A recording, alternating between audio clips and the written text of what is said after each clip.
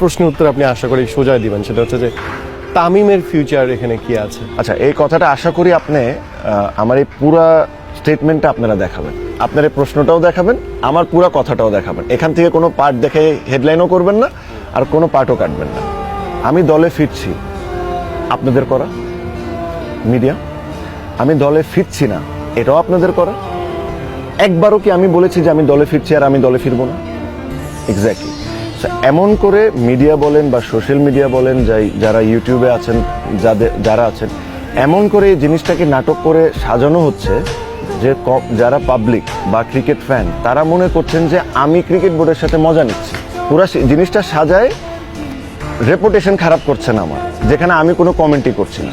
So আপনাদের মাধ্যমে আমি একটা জিনিসই সবাইকে রিকোয়েস্ট করব যে until unless if you have not heard it from me, আমার মুখ থেকে যদি কোনো কিছু না শুনে থাকেন বা আমার কোনো স্টেটমেন্ট যদি না পেয়ে থাকেন যে আমি দলে ফিরতে চাই বা আমি দলে ফিরবো না, ততক্ষণ কোনো কিছু বিশ্বাস করেন না।